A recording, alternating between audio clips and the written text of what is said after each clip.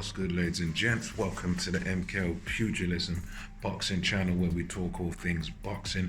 Remember to like, subscribe, hit the bell notification, put the notification on all so you can get notified immediately the second that we drop any new blogs or content on this channel. So let's get into it. Let's get into today's subject. And today I'm going to be talking about the Jamel Herring versus Carl Frampton fight, which took place over the weekend, the Saturday just gone. This took place in Dubai, the very, very hot Dubai. You know, it was an arena where I think they called it the Rotunda. Nice little arena, very, very small setting, very intimate. There wasn't really many people there, I think, apart from some of the boxers team members and things like this. Took place on Channel 5 over here in the UK. So yeah, overall the first bell rang, and prior to this fight, you know, I think everyone pretty much knew that Herring is a boxer who boxes to a particular rhythm. He's long, he's lean, and for Carl Frampton, the task was going to be getting inside of that long reach, fighting him at close range, and sort of making it difficult for Jamel Herring in that way. I think that was sort of the thing we had, the idea I had. So going into the fight, I kind of more favored Carl Frampton going into it, but yeah, we'll break it down. So as the first bell rang, Jamel Herring immediately sort of set the pace with a good southpaw jab. He definitely kept Carl Frampton at the end of his punches, sort of through the definitely first, second, you know, he was keeping Carl Frampton at the end of the punches. He was basically boxing a perfect fight as a tall southpaw. Just basic. Frampton was sort of always at the end of the punches, and Frampton was really struggling to get anywhere near Jamel Herring. He couldn't really get near him, and even when he did get near him in those opening rounds, Herring was able to land a nice sort of left uppercut that he would throw time and again, and he would even throw nice little neat hooks. And Jamel Herring fought very good in those first rounds at long range, and also at sort of I want to say sort of medium range as well, where Frampton sort of tried to move forward. He'd always be getting caught by Herring on his way in, on his way trying to attack, because Frampton kind of keeps his hands low. He keeps his hands pretty low, and with Carl Frampton, normally he's the sort of counter puncher. Normally he's the one that can sort of work from the outside and dominate things at times from the outside. But in this fight, he was against a taller opponent. So really and truly, I feel like his tactics would kind of need to change. He'd need to sort of adapt and change to realize he's fighting someone taller, and sort of try and dart in and move his head a little bit more.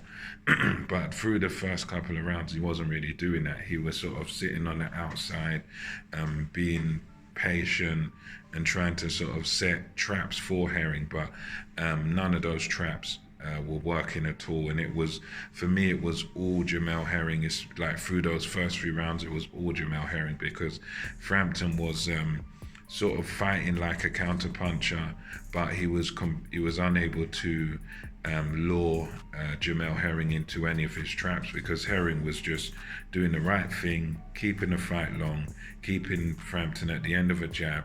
And Frampton didn't really have any answers in those early rounds, especially the first 3. It was just like a clean sweep for Herring, just completely outboxed Frampton. And you know, this pattern sort of continued as we went into 4th, 5th round.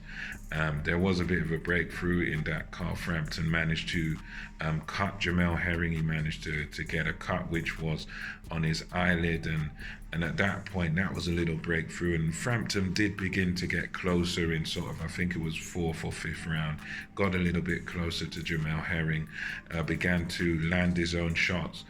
But then he was always having his problem of, although he was able to get in and land his own shots, it was never quite enough to really sway the fight in his favor. He may have had a round there or something, but every moment of success he would have, Jamel Herring would kind of have the last round, the last say, you know, in the majority of these exchanges. So Frampton would come in from about round 4 or 5, and he did have some success, but the problem he was having was that Herring was also quite good in that sort of mid-range boxing, close range boxing, and Herring would always be able to counter him.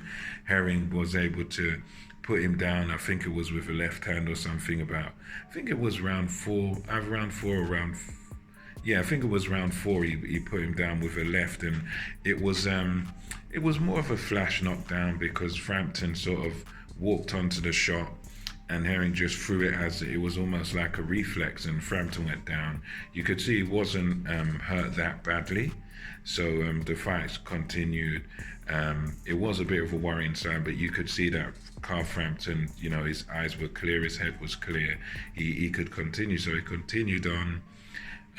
Box again, 5th round, and then he got through the 5th round, managed to get quite close to Herring, but again Herring was again having the majority of success, and he was the one sort of in charge and in command throughout the fight. And as we come to the 6th round where it all ended, it all fell apart.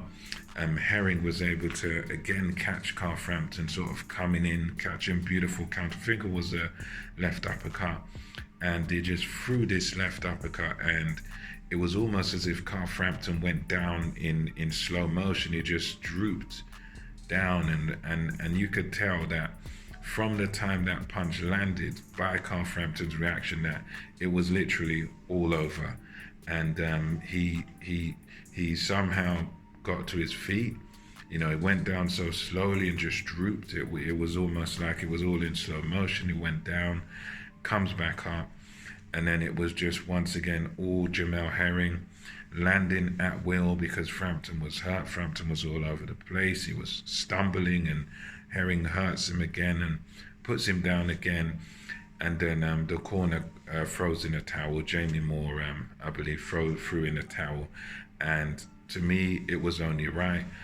Because to let Carl Frampton continue under those circumstances would have been like a suicide mission. When you let guys continue in that situation where he's been really badly hurt, really badly shaken, he's completely out of the fight, he's not winning the fight, he's not really in the fight, it's more or less a sweep towards Jamel Herring. So there was no need to let Carl Frampton continue. It was sad because this is now, according to the words of Carl Frampton, he said after the fight he's going to retire. He said coming into the fight that if he loses he's going to retire. So that was kind of a sad thing with it because Frampton's been a great ambassador for Irish boxing. He's been one of the most successful, if not the most successful, Irish boxer that there's ever been. So he's 2-weight world champion and fought some great guys. And he just simply, as he said in his own words, he lost to the better man. Jamel Herring, to his credit, he just boxed a perfect fight.